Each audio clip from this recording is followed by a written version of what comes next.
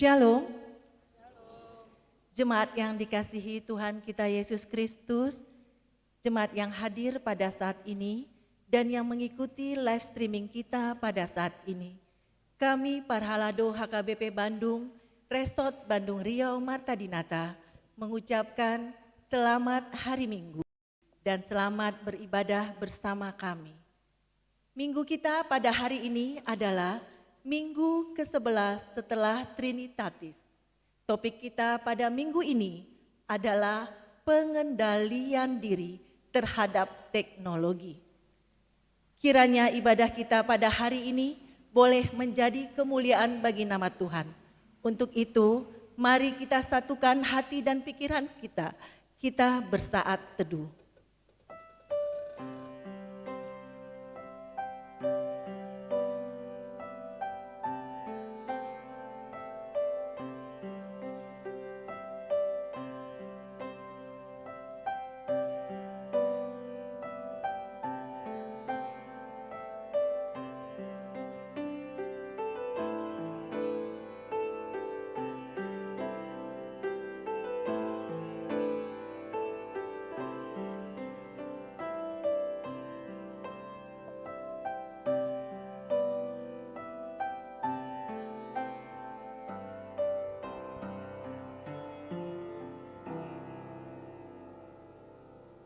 Amin.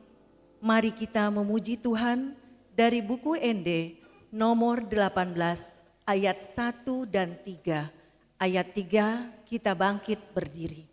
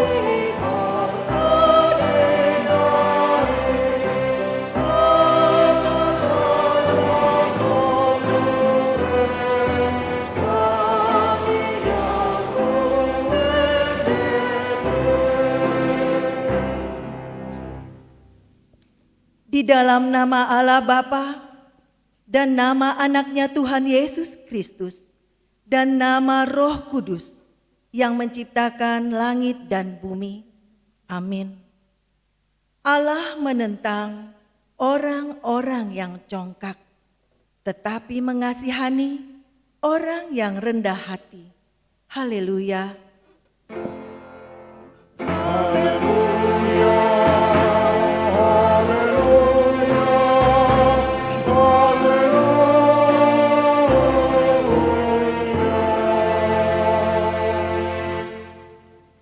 Marilah kita berdoa. Ya Tuhan Allah yang Maha Kuasa dan Maha Pengasih, Engkau menghendaki agar kami hidup dan berbahagia. Berulang kali dan dalam berbagai cara, Tuhan berbicara kepada kami agar kami bangun dari kegelapan dan mengenal kebahagiaan yang dari Tuhan.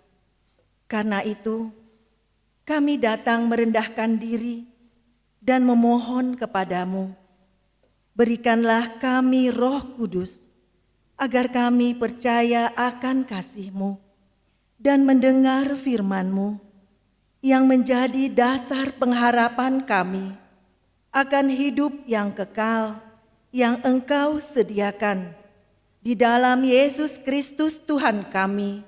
Amin.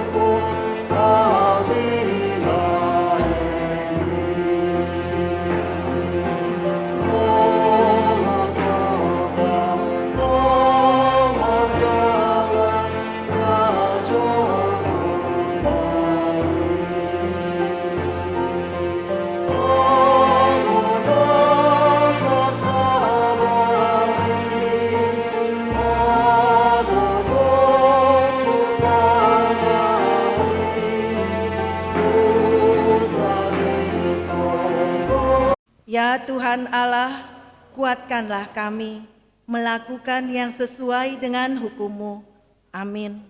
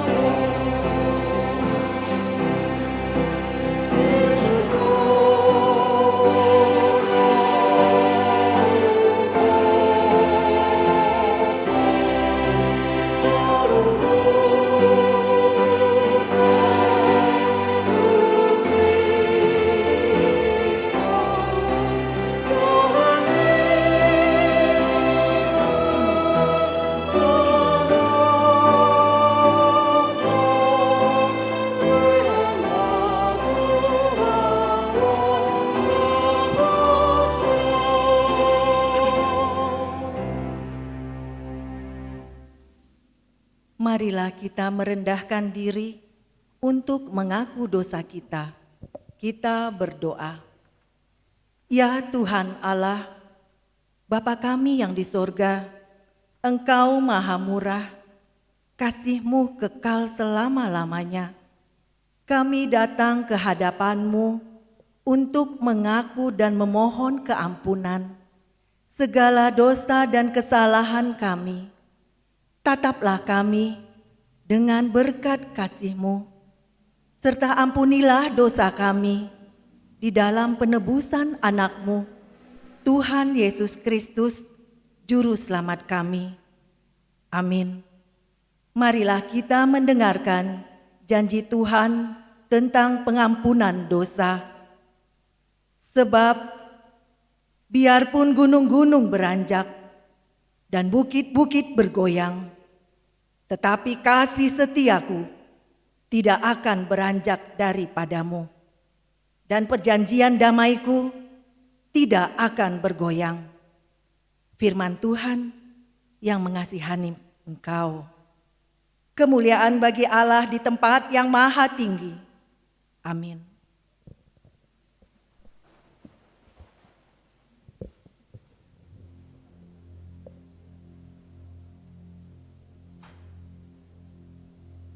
Kita menyaksikan KOR virtual NHKBP Bandung.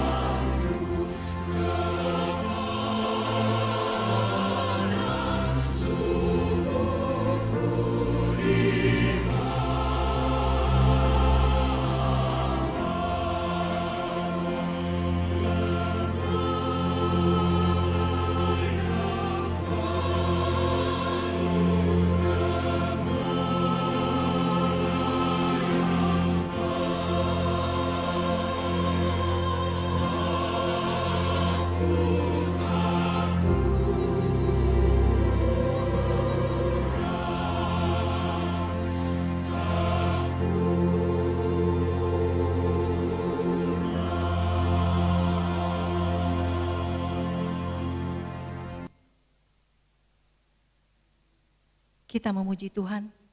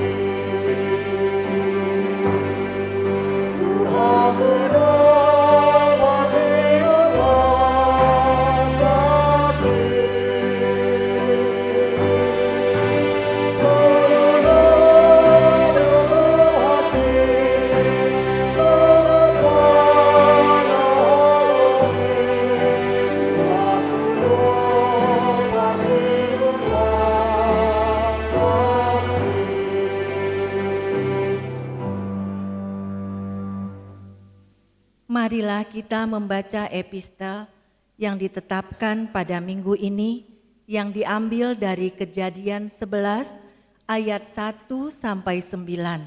Mari kita baca secara responsorial.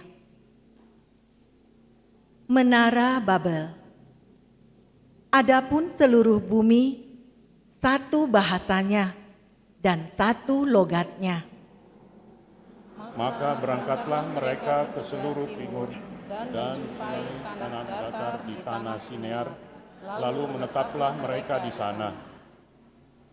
Mereka berkata seorang kepada yang lain, "Marilah kita membuat batu bata dan membakarnya baik-baik." Lalu bata itulah dipakai mereka sebagai batu dan tergala-gala sebagai tanah liat. Juga kata mereka, marilah kita dirikan bagi kita sebuah kota dengan sebuah menara yang puncaknya sampai ke langit, dan marilah kita cari nama supaya kita jangan terserak ke seluruh bumi. Lalu turunlah Tuhan untuk melihat kota dan menara yang didirikan oleh anak-anak manusia itu. Dan ia berfirman, mereka ini satu bangsa dengan satu bahasa untuk semuanya. Ini barulah permulaan usaha mereka. Mulai dari sekarang, apapun juga yang mereka rencanakan, tidak ada yang tidak akan dapat terlaksana. Baiklah kita turun dan mengacau balaukan di sana bahasa mereka, sehingga mereka tidak mengerti lagi bahasa masing-masing. Demikianlah mereka diserahkan Tuhan dari situ ke seluruh bumi, dan mereka berhenti mendirikan kota itu. Itulah sebabnya sampai sekarang nama kota itu disebut Babel, karena disitulah dikacau balaukan Tuhan bahasa seluruh bumi, dan dari situlah mereka diserakkan Tuhan ke seluruh bumi. Demikianlah epistel kita pada minggu ini. Berbahagialah orang yang mendengar firman Allah serta memeliharanya. Amin.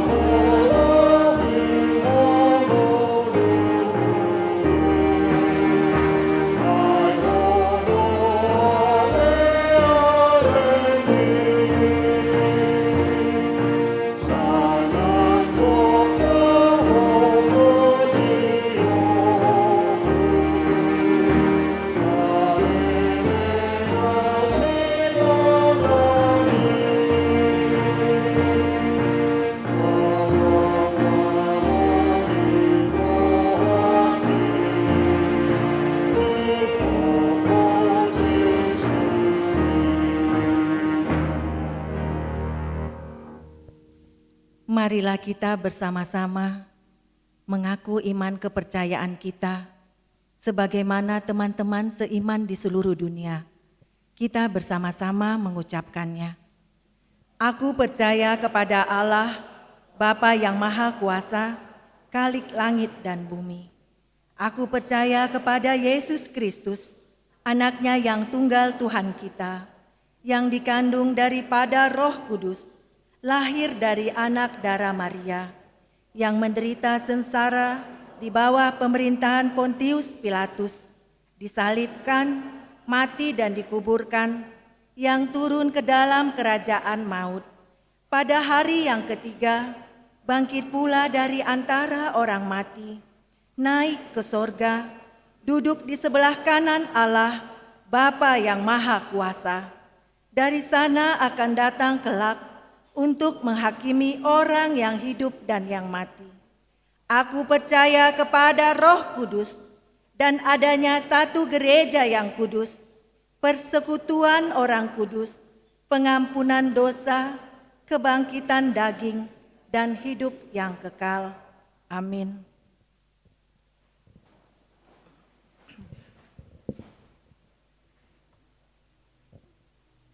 Kami akan membacakan beberapa poin dari warta jemaat kita untuk minggu ini. Yang pertama, setelah selesai khotbah, kita akan memberikan persembahan ke depan altar untuk diakonia sosial kepada keluarga dari almarhum Inang Mirnaloi Borusilalahi, Jemaat WEK 3 Dago.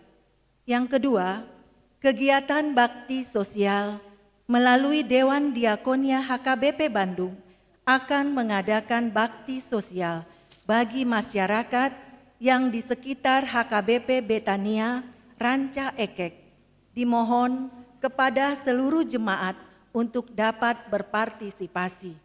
Yang ketiga, seminar online, seksi kesehatan yang akan diadakan pada hari Jumat, tanggal 28 Agustus 2020 pukul 18.00 sampai 19.30 WIB.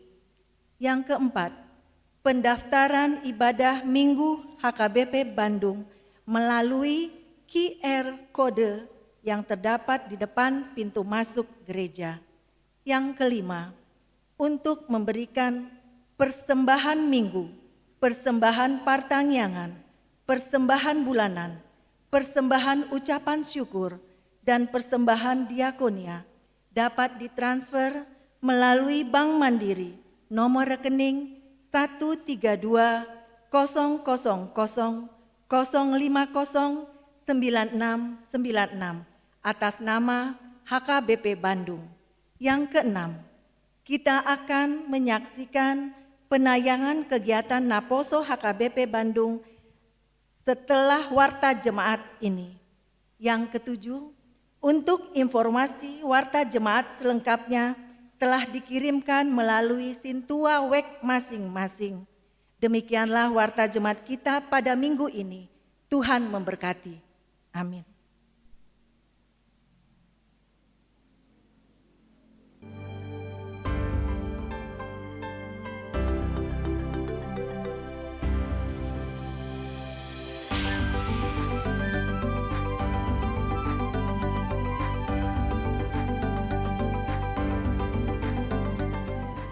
Shalom abang kakak semua. Jadi untuk memperingati Hari Kemerdekaan Indonesia yang ke-75 tahun, remaja dan Naposo HKBP Bandung Riau mengadakan sebuah rangkaian kegiatan acara. Mau tahu kegiatan acara apa aja? Simak yang satu ini.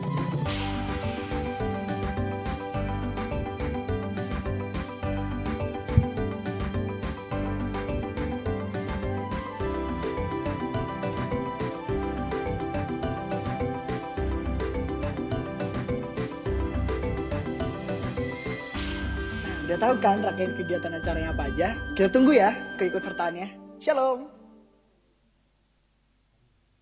Mari kita memuji Tuhan dari buku ND 826 ayat 1 dan 2 sambil mengumpulkan persembahan 1 dan 2.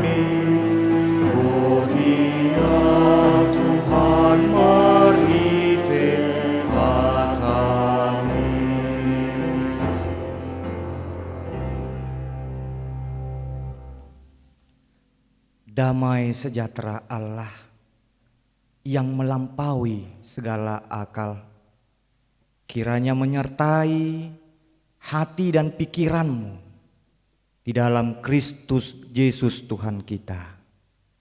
Amin. Saudara-saudara yang terkasih di dalam nama Tuhan Yesus Kristus, Shalom bagi kita.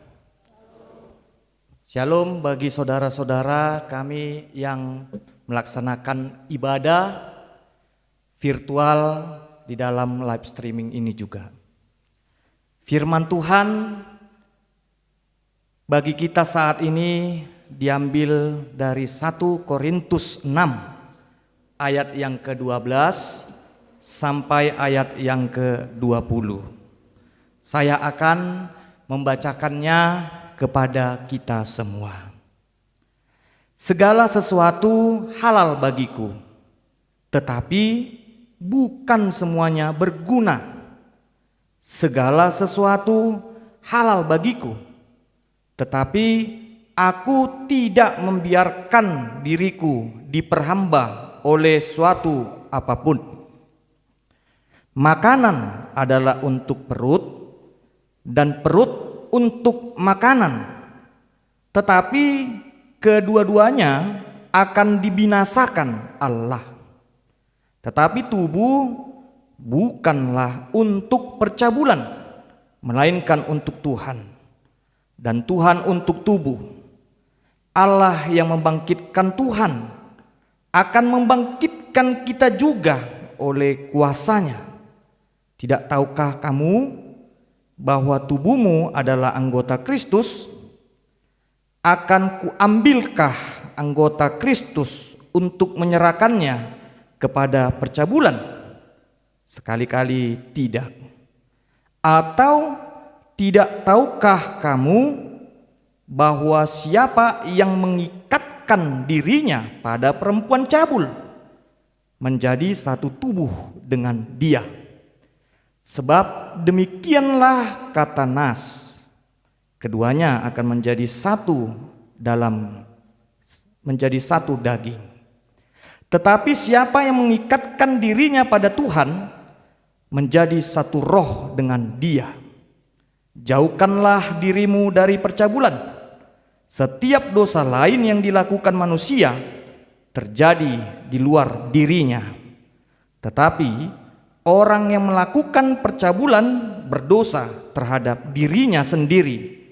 Atau tidak tahukah kamu bahwa tubuhmu adalah bait Roh Kudus yang diam di dalam kamu, Roh Kudus yang kamu peroleh dari Allah, dan bahwa kamu bukan milik kamu sendiri, sebab kamu telah dibeli dan harganya telah lunas dibayar.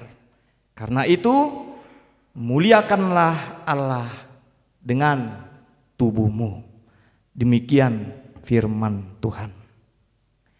Bapak, Ibu yang terkasih di dalam nama Tuhan Yesus, jika kita memperhatikan yang terjadi saat ini, tiupan angin perkembangan teknologi berhembus sangat keras seiring dengan gelombang globalisasi yang melanda dunia. Gelombang globalisasi yang ikut dipacu oleh teknologi informasi bahkan telah melahirkan bukan hanya budaya dunia, tetapi juga budaya maya, cyber culture. Pada saat ini kita menghadapi tantangan dari perkembangan teknologi informasi.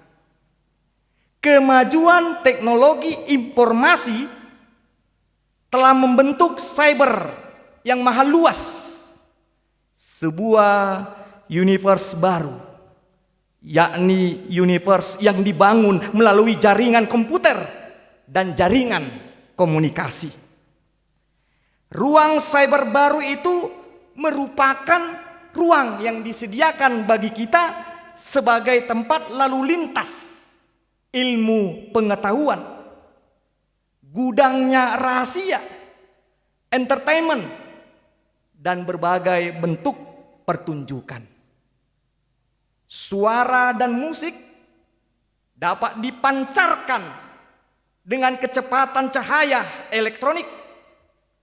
Itulah ruang cyber yang telah melahirkan budaya maya berupa geografi mental yang dipenuhi dengan berbagai data dan ketidaknyataan. Saudara-saudara, jika kita tidak menghadapinya dengan smart, jika kita tidak menghadapinya dengan bijak, justru akan melahirkan kesulitan-kesulitan yang sangat mengacaukan dalam hidup ini. Pengaruh pengetahuan praktis teknologis yang terlalu kuat menyebabkan nilai-nilai moral tidak lagi menjadi acuan kehidupan.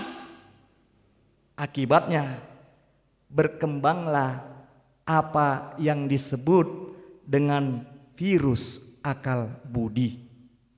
Awas, virus akal budi ganas. Demikianlah seruan Richard Brody dalam bukunya.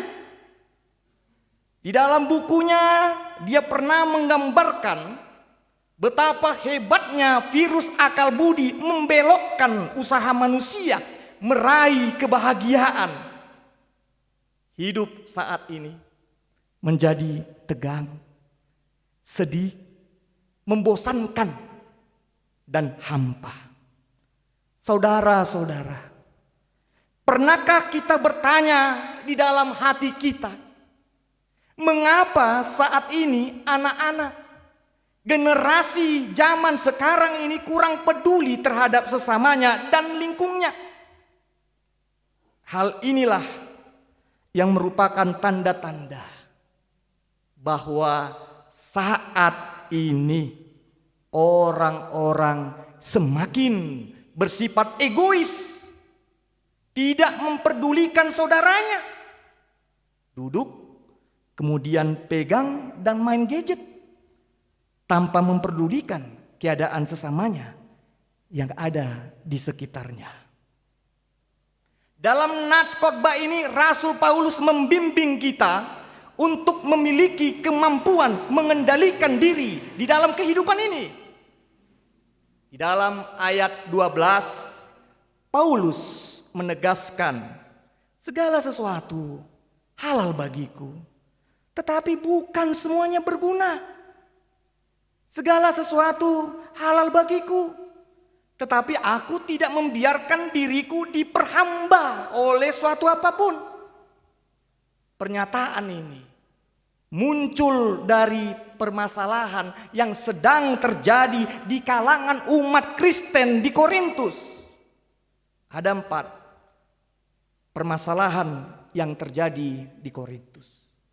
Masalah yang pertama, pada saat itu ada dari orang-orang Kristen itu yang memiliki kemampuan berorasi, berpidato, dan mampu juga mengajarkan firman Tuhan dengan menguasai ilmu filsafat yang baik. Kemampuan mereka dinilai jauh dibandingkan dengan kemampuan Rasul Paulus. Para pengajar itu justru memaksa orang-orang Kristen agar mereka diberikan hak berupa upah atau gaji. Berbeda halnya dengan Paulus sewaktu dia mengajarkan firman Tuhan. Dia tidak mengharapkan upah atau imbalan dari pelayanannya. Paulus bahkan mengatakan, biarkanlah hak upah itu tidak kuterima. Hal yang penting bagiku adalah pembangunan dan pertumbuhan iman orang-orang Kristen. Paulus tidak mengutamakan hak atas upahannya, tetapi dia merasa bahagia jika tugas pelayanannya itu dapat berbuah di dalam kehidupan orang-orang Kristen pada saat itu. Masalah yang kedua adalah ada dari beberapa orang yang kaya memiliki banyak harta. Mereka selalu berkumpul dalam perjamuan makan bersama dan tidak mau makan bersama dengan orang-orang di sekitarnya yang miskin. Mereka merasa bahwa orang miskin itu tidak berhak duduk bersama dengan orang-orang kaya. Kekayaan telah dijadikan tembok pemisah di dalam masyarakat. Masalah yang ketiga, ada dari kalangan masyarakat Korintus itu yang mencoba menikahi gundik, menikahi pelayan perempuan ayahnya sendiri. Karena alasan faktor kemiskinan yang dihadapi perempuan itu. Orang-orang pada saat itu memakai kekayaan dan materi menjadi tolak ukur memberikan hak bagi orang miskin. Meskipun perbuatan itu tergolong jinah dan jahat di mata Tuhan. Permasalahan yang keempat adalah ada dari orang-orang pada saat itu yang mengatasnamakan hak sipilnya, menaati pemerintah Romawi untuk ikut dalam undangan melakukan persembahan pada kaisar dan memakan makanan yang diberhalakan. Saudara-saudara yang terkasih di dalam nama Tuhan Yesus Kristus, apa yang dapat kita petik dari 4 masalah yang terjadi di Korintus ini? Dari keempat masalah yang terjadi itu kita dapat menilai bahwa pada saat itu orang-orang selalu hanya menuntut haknya diberikan. Segala sesuatu perbuatan dan pekerjaan dilakukan selalu didasari oleh tuntutan hak upah. Orang-orang pada saat itu sulit bekerja dengan kerelaan hati dan berkorban. Mereka selalu hidup dalam bersikap logika transaksi, menuntut kebenaran rasional dan empiris. Saya bekerja, maka tentu saya yang akan mendapatkan upahnya. Saya tidak akan memberikannya walaupun sedikit bagi siapapun yang membutuhkannya. Karena dia tidak menjadi bagian di dalam hidupku, di dalam pekerjaanku.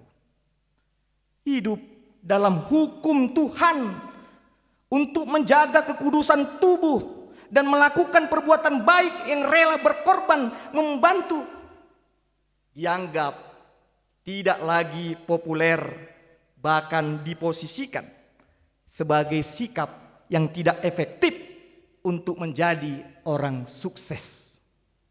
Demikianlah yang terjadi pada saat ini.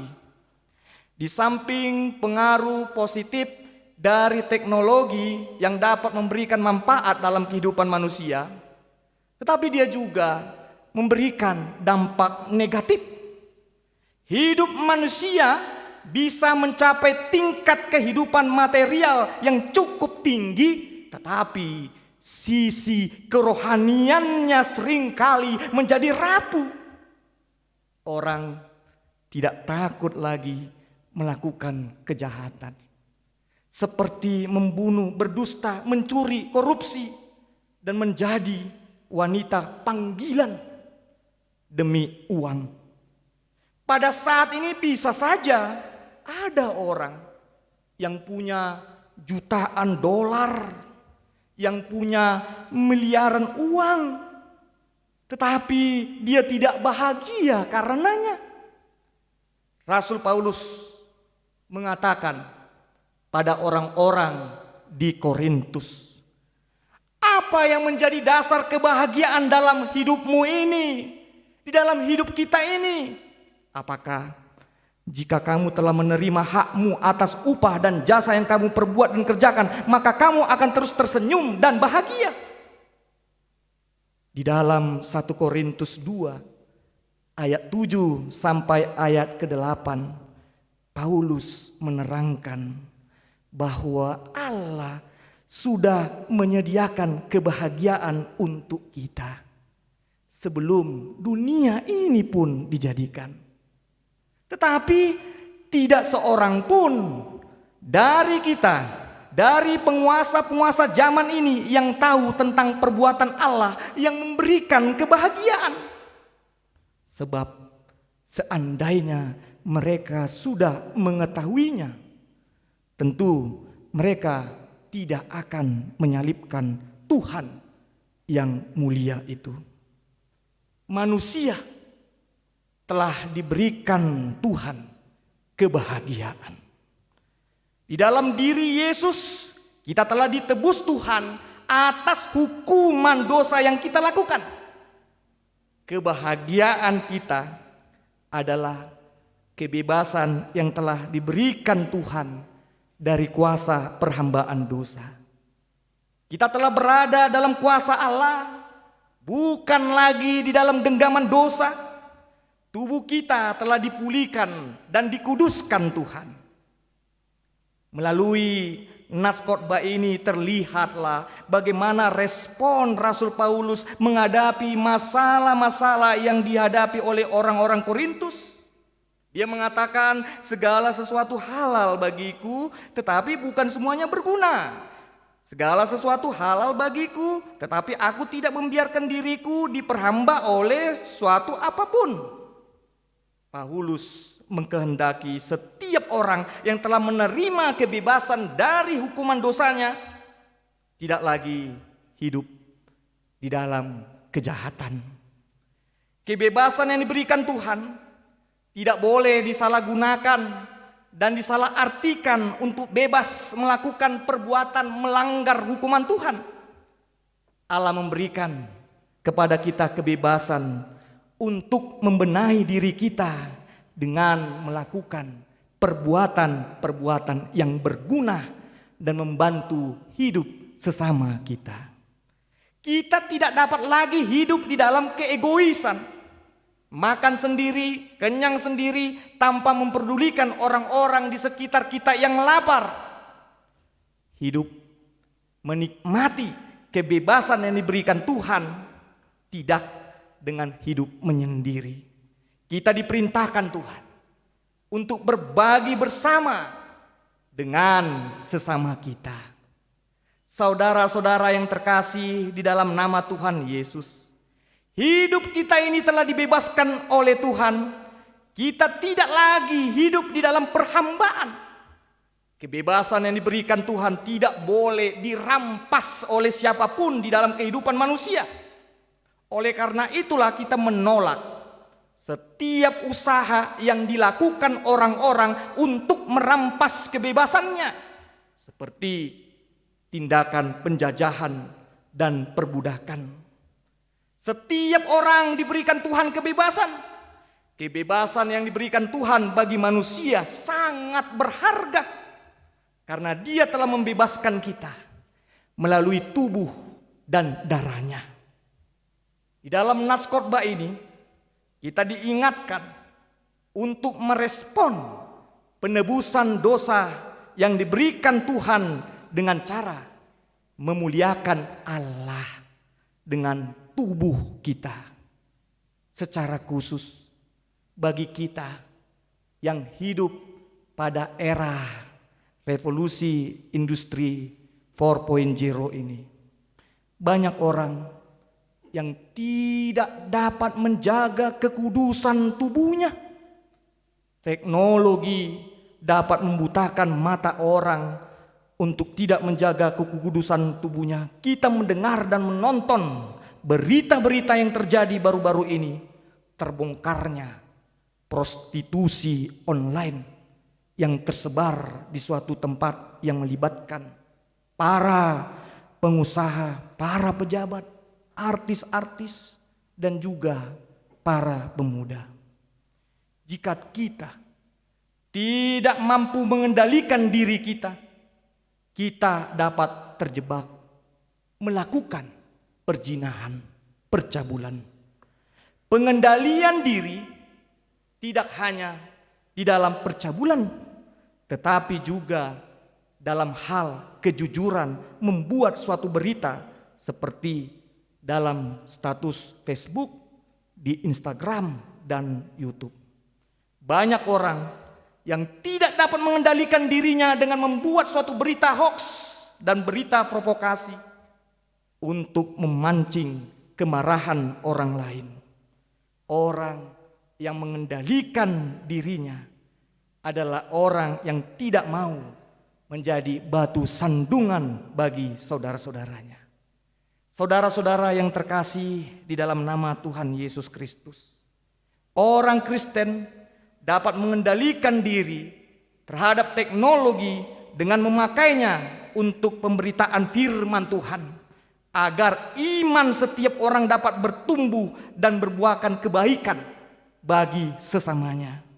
Teknologi dapat dipakai untuk mendukung pelayanan kasih bagi sesama kita, seperti alat untuk menggerakkan kepedulian bersama kepada sesama kita yang butuh pertolongan, bagi orang-orang yang sakit misalnya, yang miskin, dan yang terkena bencana alam. Amin. Kita bersatu di dalam doa. Ya Tuhan Allah Bapa kami yang bertata di dalam kerajaan surga, Engkau melihat dan mendengar kami dimanapun kami berada Tuhan, melaksanakan ibadah pada hari Minggu ini. Tuhan, Engkau mengingatkan kami supaya kami dapat mengendalikan diri kami dan tidak jatuh di dalam kejahatan. Kau telah menebus kami melalui tubuh dan darah-Mu. Ya Tuhan, kami juga mendoakan jemaat-Mu yang sedang bergumul.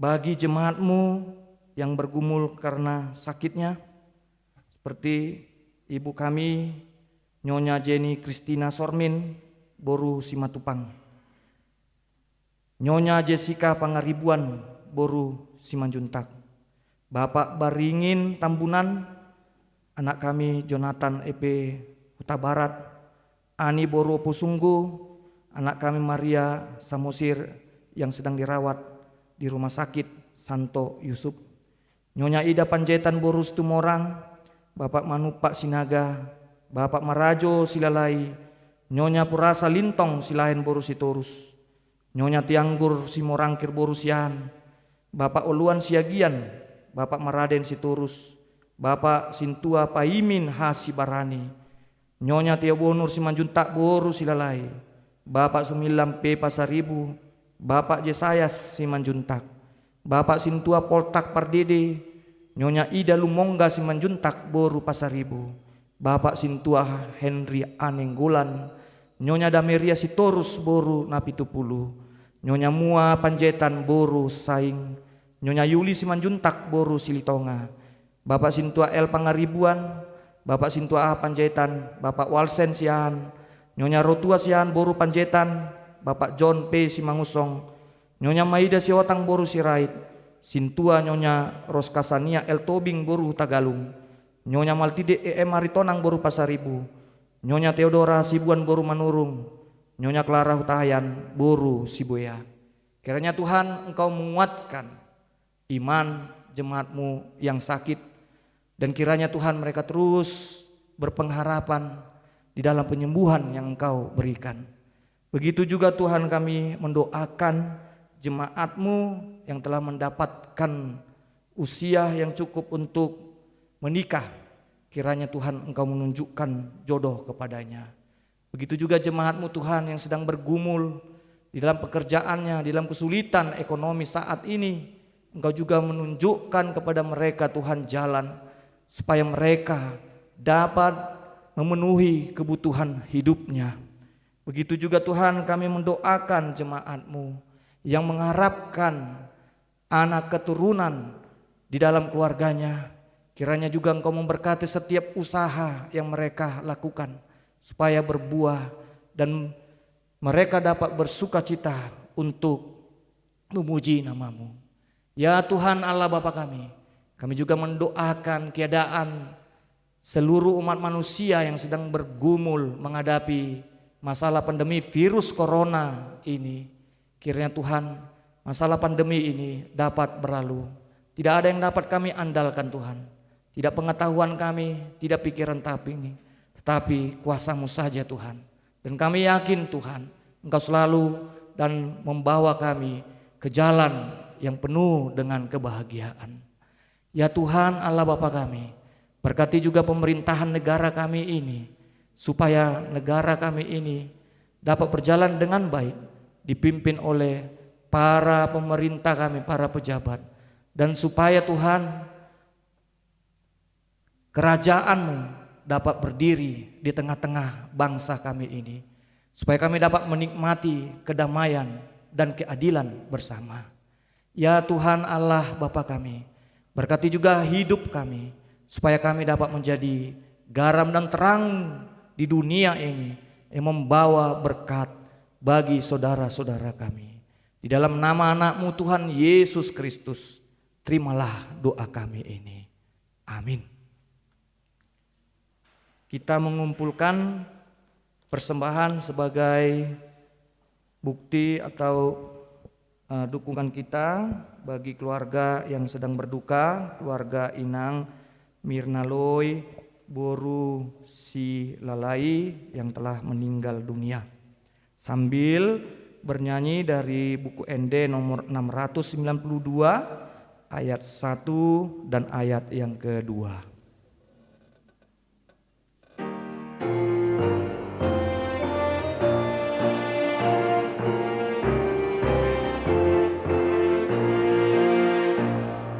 Ku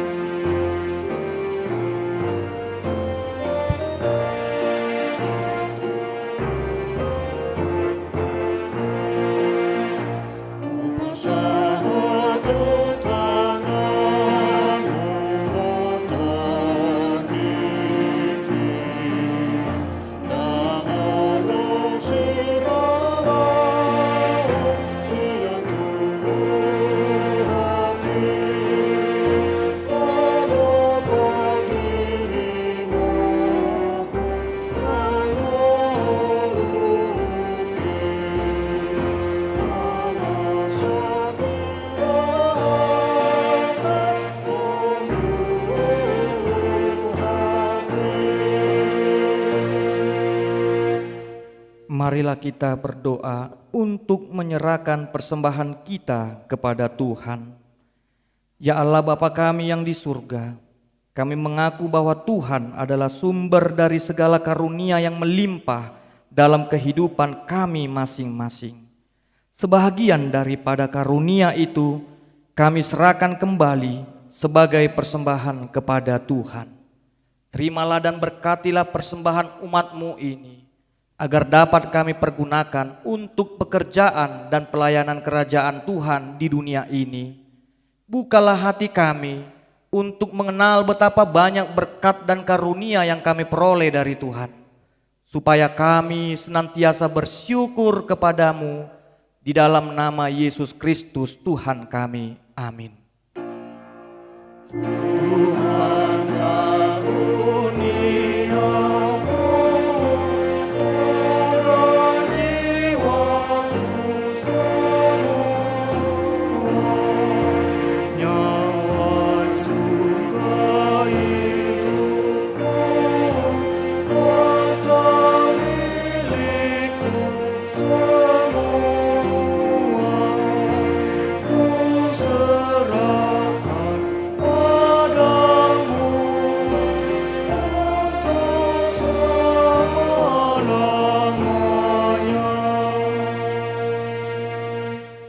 Bapa kami yang di surga, dikuduskanlah namamu. Datanglah kerajaanmu, jadilah kehendakmu di bumi seperti di surga. Berikanlah kami pada hari ini makanan kami yang secukupnya, dan ampunilah kami akan kesalahan kami, seperti kami juga telah mengampuni orang yang bersalah kepada kami. Dan janganlah membawa kami ke dalam pencobaan, tetapi lepaskanlah kami daripada yang jahat.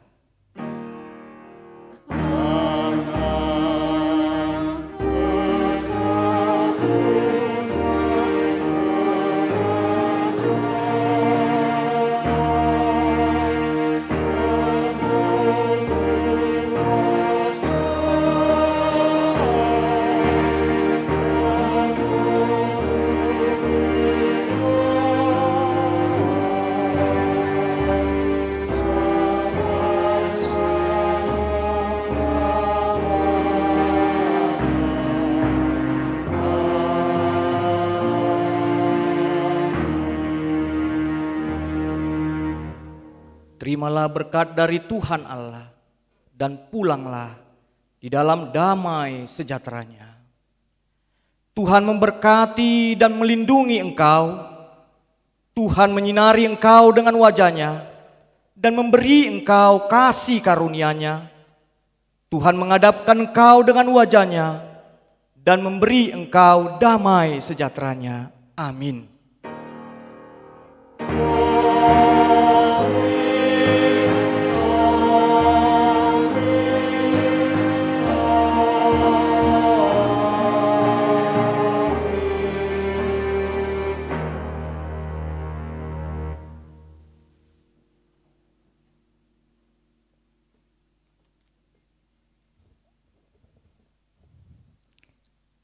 Segenap Parhalado HKBP Bandung mengucapkan selamat hari Minggu kepada jemaat yang hadir di gereja ini maupun yang telah mengikuti ibadah live streaming di rumah masing-masing.